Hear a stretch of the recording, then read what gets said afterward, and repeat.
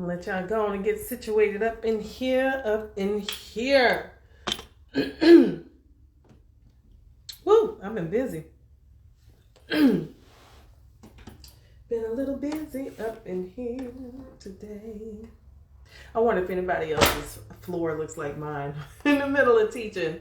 Let's see. So far today, I've taught one voice lesson and like online choir. So if you're here for Coffee with Kenya, today we're having tea with Kenya. And you're probably like, who is Kenya? They both me, y'all.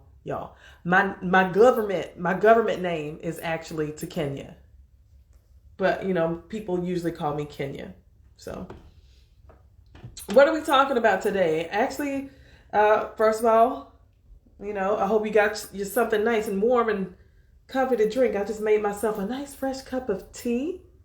And this coffee mug is brought to you by, where did I get this one? Let me see. I think it's the Harlem Candle Company is where this coffee mug comes from today. The Harlem Candle Company is where today's coffee mug comes from, and I'm having tea. So today y'all having tea with Kenya instead of coffee with Kenya. What's today's topic? Like I said, let me start off with introducing myself. Allow me to reintroduce myself. My name is Kenya Battle. I am the chief troublemaker at Kenya's Keys Voice and Piano Studio, where we provide personalized piano and vocal instruction designed to help you unleash your inner superstar. And I help private music teachers find less hustle and more harmony in their music business by attracting more students, even if you don't know where to start. I got you. So that's what I do and who I am and who I serve and how I help. But, you know, I'm in between lessons right here.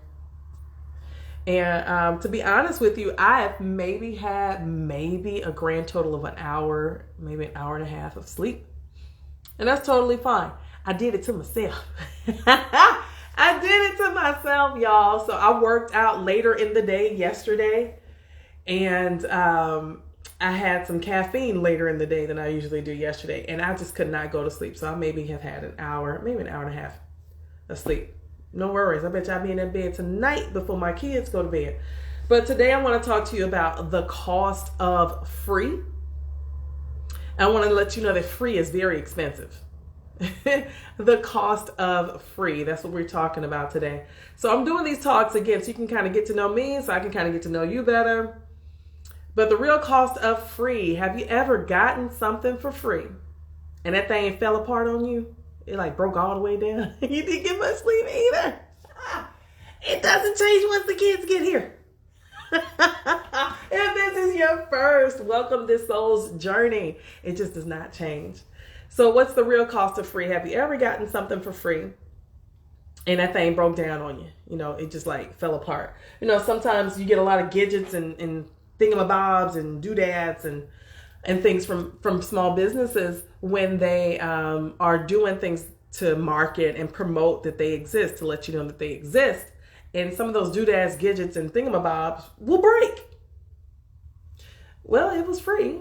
You know, I don't know what you're expecting with free.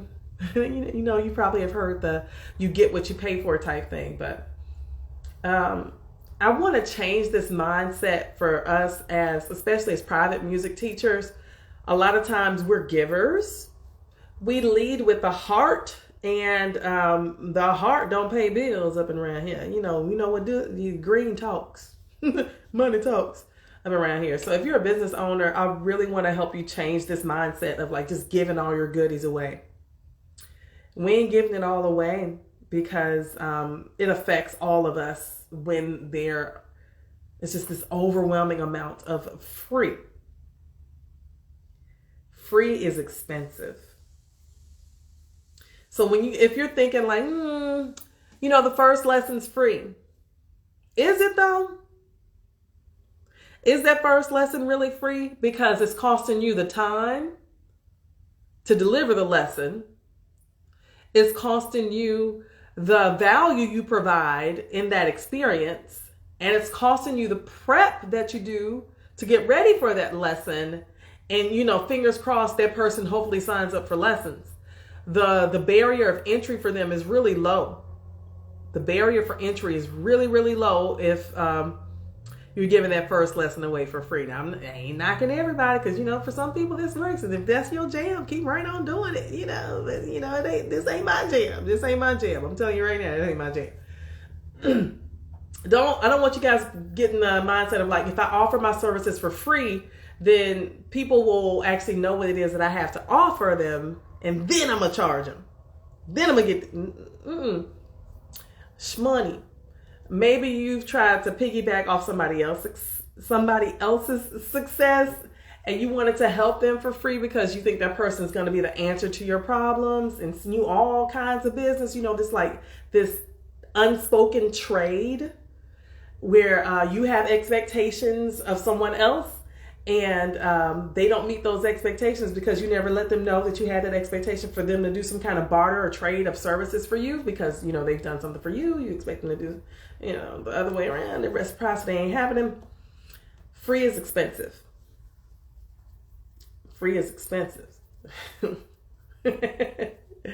What happens when you're giving away all these freebies is you're diminishing the value of the services that we provide.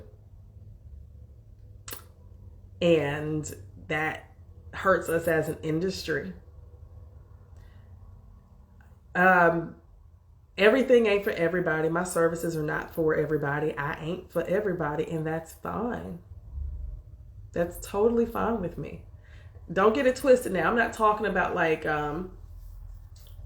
you know, like a free white paper or a free webinar, or I'm not talking about like those kinds of freebies. I'm talking about where, you know, it is our responsibility. It's our responsibility to charge a fair price for the work that we do.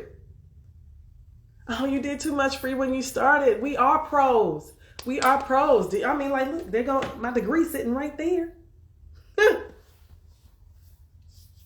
Oh, man, I hear you. I totally hear you with that comment. I did too much for free when I first started out. But we are professionals, and we absolutely need to support our other teachers by not devaluing what we do. We got to get it together, y'all. Because when one rise, we all rise. It's not fair. It's not fair. It's not fair. If you're expecting to make a living as a musician, it can actually be done, because I'm doing it. I got 4 kids in this house, and they be eating, and they bougie, and they got expensive taste. They got Chick-fil-A tendencies. They got sushi that they want to eat and stuff, but they ain't got no job. One of them does have a job. He's 18. These kids are expensive, so it's free. Free is expensive. It sure is. There's a cost for us to be paid for what it is that we do. And it's more than, I'm just going to give a music lesson. It's more than that. We help people find their confidence. We're providing transformations. We're helping people learn how to communicate their feelings in a constructive way. We're helping people find their real voice.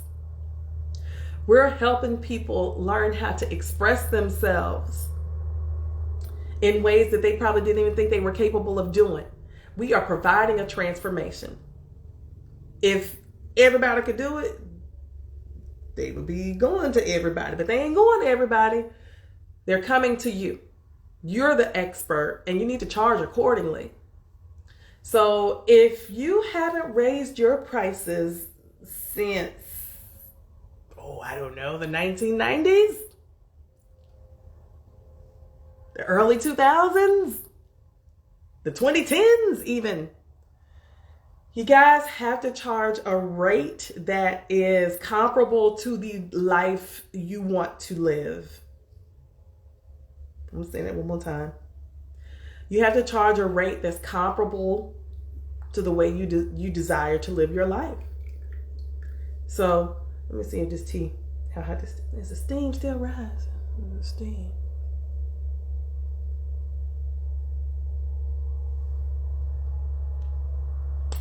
little sweet on it. But that's all good. I want you to charge for the value you provide.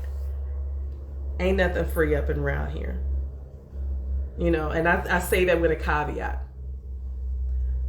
I say that with a caveat. Ain't nothing free up and around here.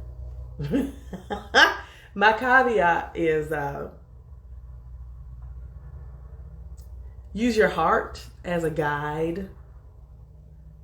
You know, don't let people take advantage of you. I partner with a nonprofit organization called the Music Link Foundation. So if my price is too high for someone based on their perception of my value, then that person's probably not for me. However, here's my caveat, because this ain't even free. I partner with the nonprofit organization called the Music Link Foundation, which essentially cuts my rates in half for families who qualify. So I'm still able to provide a service at a high level of expertise, a high value service. I'm providing an experience that leads to transformation because,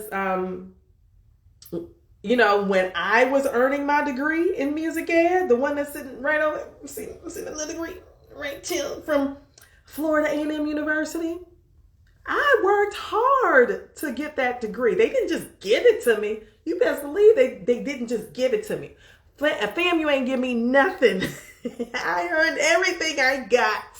Matter of fact, I had to take conducting class twice because the professor thought we didn't take his class seriously enough. That's just how you had to earn it at FAMU. They didn't give you nothing. Okay.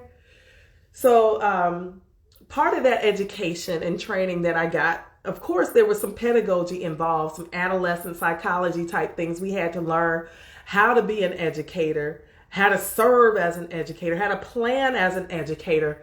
But for the music component, I had to learn how to sing in Italian. I had to learn how to sing in French. I had to learn how to sing in German. I had to sing Negro spirituals every semester, and I had to sing a song in English. This is every semester. The qualifications for graduation, that was for the vocal component. Now for the piano component, I had to play, I had to accompany somebody singing something, and I had to learn a piece to perform. So not only am I learning how to follow others as I accompany someone else, but I'm learning how to lead my audience through how I play and how I sing. And this is every semester. This is 7 semesters of a class that gives you 0 credit hours that you need in order to graduate. I've earned what I know. I've earned what I know, and I'm going to charge a price point that is in alignment with my expertise and the experience that I provide. And I want to make sure that you guys are doing that as well. We ain't cheap around here. We ain't no cheap thrills. What did Erykah Badu say? 'Cause Miss Badu always coming for real, 'cause you know the deal, sugar. And she said she ain't no cheap thrill. I just want you to know that if you don't realize it, if you don't understand this concept, you're impacting the economy of our industry peers. You're impacting the economy of our industry peers, okay? Whoo! You are potentially affecting somebody else's business based on what you charge. If you're not brave enough to ask for the money, if you're not brave enough to ask for the money, if you're not brave enough to ask for the money, you better do some mirror magic. Some of y'all know what I'm talking about. You better get in that mirror and say, I deserve to be paid for the services that I provide. I deserve to be paid well for the services I provide. I accept prosperity as my divine right. What's another one? I am prepared to receive I am prepared to receive prosperity in my bank account right now. You better do some self-talk that pumps you up. Just like you be pumping up your students, you better pump yourself up too so you can pump up your bank account. Why do you feel like getting apologetic when you talk about tuition? What are you apologizing for?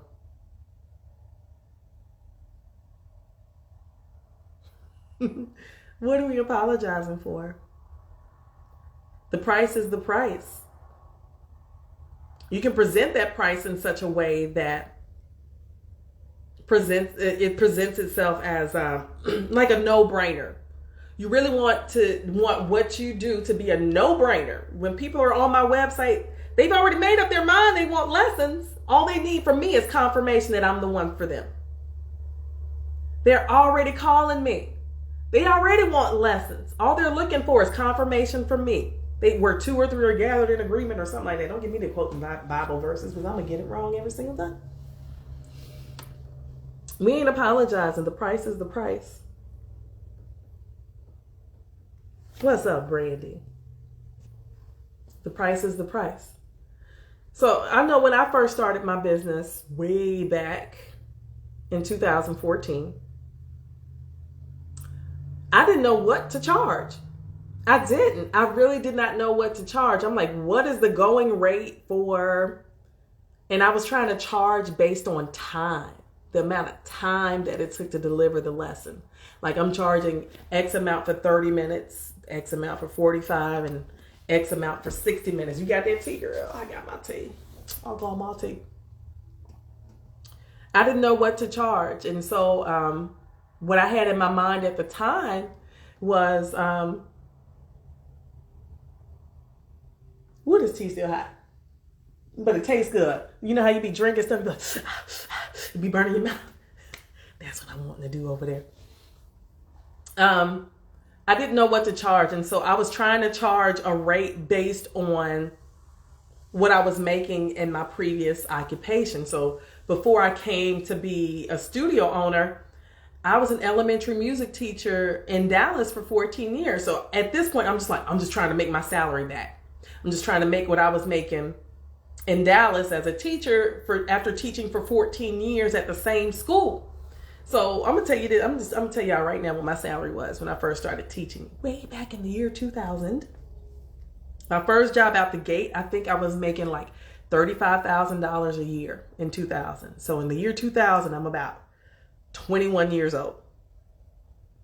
I'm about 21 years old in 2000 and I'm making $35,000 a year. That's awesome. I'm single. I was ready to mingle. I had no kids. I had no husband to tend to. That's just, 35,000 was cool. That was more than enough for me in the year 2000. Now, the year 2022, 35,000 ain't gonna do. I got 4 kids in this house. One of them's going to college next year. One just graduated college. This one, there's 4 in the house, 2 out the house. And these kids, for some reason, they expect to have food. They expect to eat at some point, right? You got to charge a rate based on the life you desire to have for yourself. And if that means raising your rates, then raise your rates. It's okay. We're worthy of the rate that we charge. We're worthy of the transformation that we provide. We're worthy because we are. We're worthy, period. You are worthy. You are worthy of that rate, of the rate that you charge. So charge accordingly. If you want to have the ability to go to Starbucks or the ability to go and buy like this cool shirt, music is my love language, that kind of thing. You want to be in the video? Come on with it. Let's go. What we got? What's happening? Fine. There we Put go. my makeup on. Yeah, put your makeup on. It's okay. La la la. It's Hi. okay. What's going on? I'm sorry I didn't get back to you. I just jumped on and about to collaborating. So I will. I don't want to take up your time on your video. I just thought, hey, she's going on. And You fine. Look here. This is a collaborative space. This is today it's tea with Kenya. Next week it'll probably be coffee with Kenya because I'm having tea today. Okay. I don't have my tea, but I have my Zip Fizz. Ooh, so how do you feel about the rate that you currently charge? I feel pretty good about it. it's taken me about 4 years to knock off certain situations that I think were going to hinder my company. And then, of course, with COVID, with everything happening, I had to have a backup. I do online and in person. But what's interesting is I'm charging the same amount that my teacher charged us, and I'm 56. Woo, girl, my elbow drop on the keyboard. Yeah, that was, and so, and I was trying to go with people in the area, and I thought this is just crazy because what they're charging, they're just kind of like doing as a hobby, which is kind of hurting my company. And so I charge $30 a half an hour for just piano, and then I charge for 45 minutes and $65 for an hour. So, and online is the same. Is that sustainable for you? What was that? Is that sustainable for you? Is that Yeah. where you'd like to keep it? Yeah. I do, and I did different ways where people can pay either by the month, and it doesn't matter how many classes are in a month. Sometimes there are 5, sometimes there's 4. There would be 3, but I have my monthly. Then I have weekly where they get to save if they want to take off during the holidays, because I want to get paid for the holiday too, like everybody else gets paid. So if they want to take out Christmas or New Year's or whatever, then they can pay 12 weeks at a time, 16 weeks, and they get like an 8% or a 5%. So I have that. So that's a steady good flow and a big chunk at once. So you can pay ahead all your apps and your things you got to pay for or whatever. Right? Yeah. Yeah. Because surely Active Campaign, sure did take that $175 for the year on my account the other week. And I was like, oh God, I forgot about it. Exactly. But that, I mean, no, I want to make sure that we're in a place where we're charging a rate that reflects our expertise and the transformation that we provide. True. You know, earlier I had mentioned that what one of us charges affects us all. It's true. Yes, it does. I think you mentioned that you're charging the same rate that your teacher charged you. I know. Because back in the day, I'm 56. I was taking lessons. I think the last time I paid my teacher when I was 18. And my mother told me, she goes, that's the same amount she charged us. That's how different it was back then. She was hard to get into. There wasn't many teachers in the area. I was from a small town. But it's true. By what other people are doing, they kind of set the stage, which would make it hard for the real teacher to say, no, this is what we've experienced all the time we put into it. It's like, it's school, it's a studio, it's our expertise, everything we've invested in ourselves and our time, what we get paid and how it has to be. And the more you put that out there and they know it, you get the people who are ready for that too, I believe, don't you? Absolutely. I feel like attracts like. Yes. You know, you're attracting the energy of the people who can match or exceed your energy. Right. You know, I ain't getting all witchy woo woo about all that kind of stuff. That's not what we're here for. No. Right. But you get what I'm saying, because I know when I was doing the freebie, like first lessons free, I had a whole lot more no-shows. Yep. I had a whole lot more, like, I've done all this prep to get ready. I made sure the baby was down for his nap so that you could come for your lesson. I made sure that the kids cleaned up behind themselves so that you can come into the house. And then you didn't show up. Yeah, yeah. They didn't take it seriously. There was something. Who knows? You have to weed them out. Yeah, yeah. That's called it that low-hanging fruit, but you got to shake that tree sometimes. Shake the tree. Yes, and once in a while they'll still come in. But another thing is, I had a job where I was a recruiter to help people, or to help my company hire people. So I got these techniques and tools from that job about who is going to ask certain questions, who's really going to make this, and who's going to waste my time, and who's not going to waste my time. Because that was really critical. By the time you find out 3 months later, you know, they're not going to show up, they're not going to pay, you know, and then you just waste all your, I mean, we lost a lot of money sometimes, right? So we have to get, yes. Yeah, I feel like those, and I don't even want to call them mistakes, because they were lessons. Right, it's true, they are. They were lessons, because by people being slow to pay, I was like, ooh, what can I do to correct that? Oh, auto pay. Yes, auto pay. Auto pay for the win. Yes. steady flow with auto pay. I don't have to Yes. chase people down for it.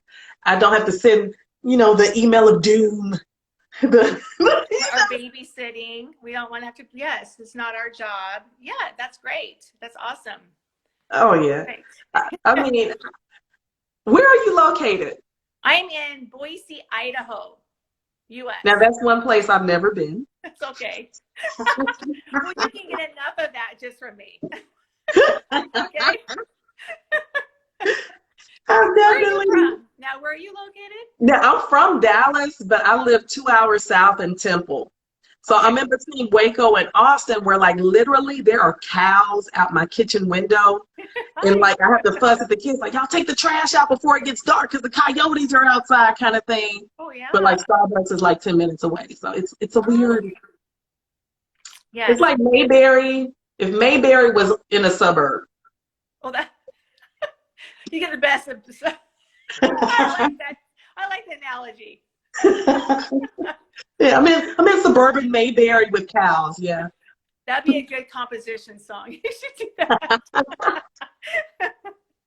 How long have you been teaching? Well, so piano, I've only been teaching for the past 15, 20 years, but I used to be a dance teacher owner. So I had plenty of dance studios, but I did the piano growing up since 4, and I got kind of like, I don't want to do it any longer, but I did.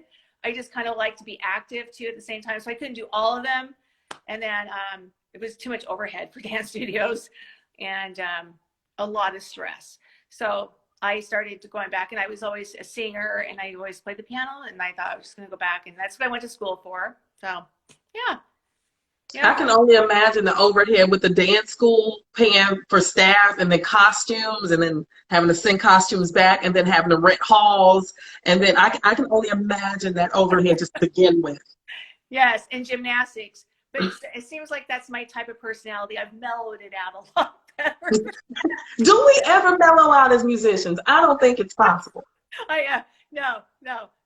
Because I know I get on my kids' nerves. I enjoy teaching one-on-one so much.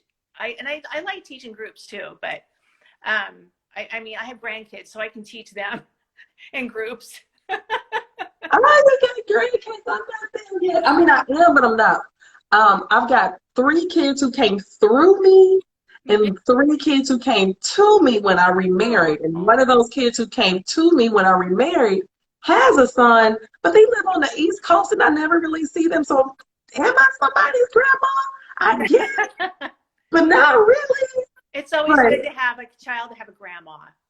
Oh man, it's enough kids in this house. Let me tell you, the spread here: 18 son, 15 daughter, 13 daughter, 7 son, and the 7-year-old. I was just singing yesterday, minding my business. He's like, no, stop, Mom. These kids don't appreciate like we do. They don't. I know. But it's so good that you're having the music in your home, because it'll be a part of them no matter where they go. It'll pick up somewhere. It always does. It picks up. You want to know the irony of it all? All my kids are named after musicians, and none of them play. Oh my gosh. They're going to be walking around, dope. Okay, I'm supposed to do that. I have a Miles from Miles Davis. That's the 18-year-old senior. My 15-year-old is Ella, after Ella Fitzgerald. She dances. Oh. She dances. And then I have my 13-year-old. That's my bonus baby. Her name is Kennedy. So I'm going to claim like I named her after Edward Kennedy Ellington, but I didn't because her mama named her. And then there's my 7-year-old Ellington Langston, named for Duke Ellington and Langston Hughes. So, and none of these sapsuckers play anything except for my bonus baby, Kennedy. She plays clarinet. Oh. But she came to me that way.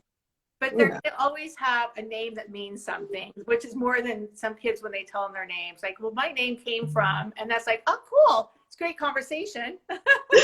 My name is great conversation because it literally, like, after Roots came out in the early 1970s, like my community was going all the way back to Africa. So like all my cousins, there's Takesha, Shaniqua, Kanika, Tanika, Takenya, Shamaria, Akia, Onika. Wow. Oh my gosh. And then like everybody else like Brittany, April, Brandy. That's going to be a good song when you get all those things together. You have some things working ahead of you. You got a lot going for you. You lay some plans out. I mean, you have lots of opportunities still. I love this pink in your hair. This is yeah, that's just an extension. I was going to ask you, do you do online lessons? You just mostly on local lessons? Okay. Everything is online. I put my whole studio online March 2020. But I had already been teaching online prior to that. So it wasn't new to me. It was just like, oh man, now I gotta do everybody online.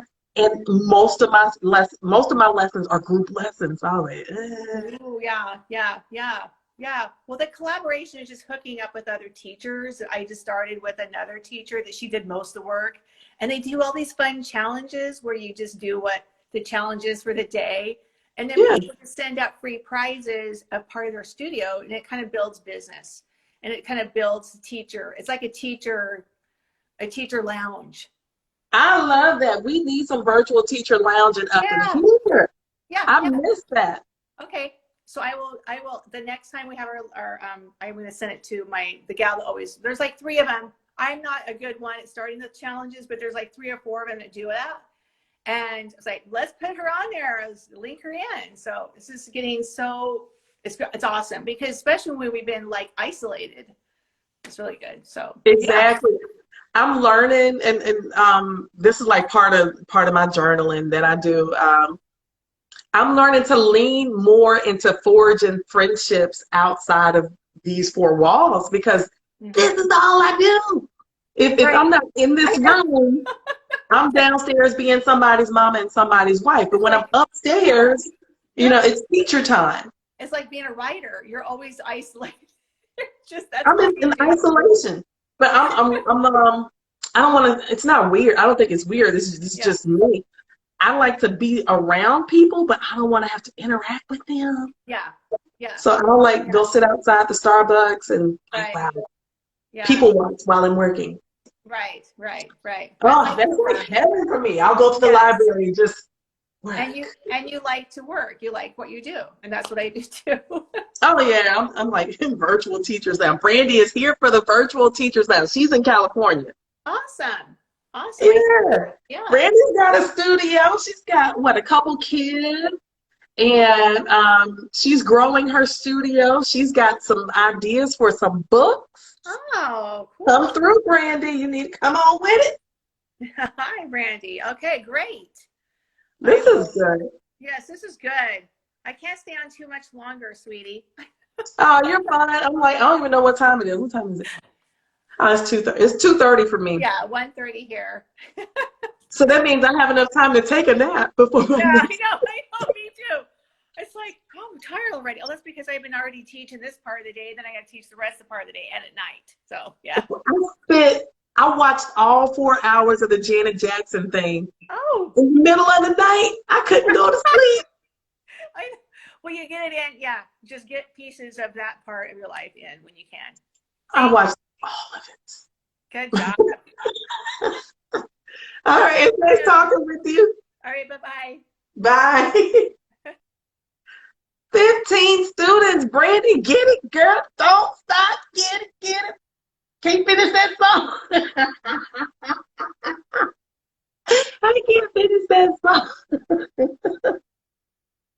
But you know what I'm saying. Don't stop. Get it. Bring it on down. Y'all, my whole point today is to remind you to charge a rate that reflects the experience you provide and the level of expertise that you have. That's it, because free is expensive as Hades, okay? Free is expensive.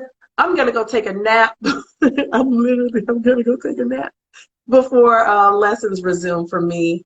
What time do lessons start back up for me? Oh, in about an hour. I got time to take a nap. See y'all later. See you next week. You raising your rates. That's what I'm talking about. Raise them rates. Call me if you need some help on that, girl. Raise them rates. I'm out. Ta-ta.